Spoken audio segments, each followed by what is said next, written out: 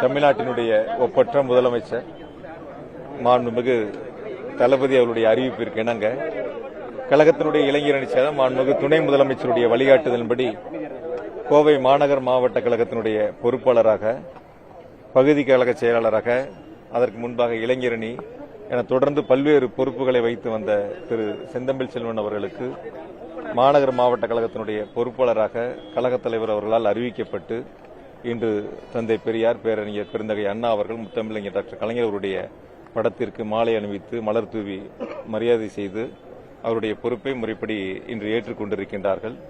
கழகத் தலைவர் அவர்கள் சார்பாகவும் கழகத்தினுடைய இளைஞரணி செயலாளர் மாண்புமிகு துணை முதலமைச்சர் சார்பாகவும் எங்கள் அனைவர் சார்பாகவும் அவர்களுக்கு வாழ்த்துக்களை தெரிவித்துக் கொள்கின்றோம்.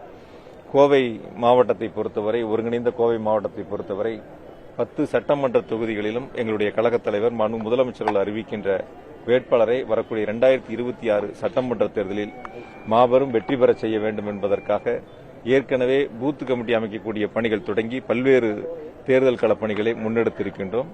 அதற்கான பணிகள் என்பது மிக சிறப்பாக சென்று கொண்டிருக்கின்றன. அதற்கு வலு சேர்க்கக்கூடிய வகையில் புதிய மாவட்ட கழகத்தினுடைய பொறுப்பாளராக அன்பு சோழர்கள் இன்று பொறுப்பை எடுத்துக் கொண்டிருக்கின்றார்கள்.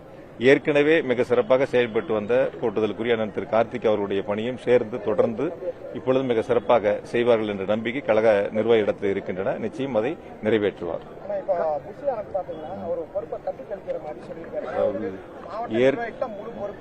ஏற்கனவே அது சம்பந்தமான முழு விளக்கங்கள் நான் கரூர்லேயே பிரஸ் மீட்ல முழுசா கொடுத்திருக்கிறேன். ஏறத்தாழ 1 மணி நேரம் கொடுத்திருக்கிறேன். அது சம்பந்தமா இப்பொழுது எஸ்ஐடி நிறுவப்பட்டிருக்கின்றன, விசாரணை நடைபெற்றுக் கொண்டிருக்கின்றன. இந்த விசாரணை முடிந்த பிறகு அது சம்பந்தமா பேசினா சரியா இருக்கும். தொடர்ந்து அது சம்பந்தமான கேள்விகள் தவிர்த்தரலாம்.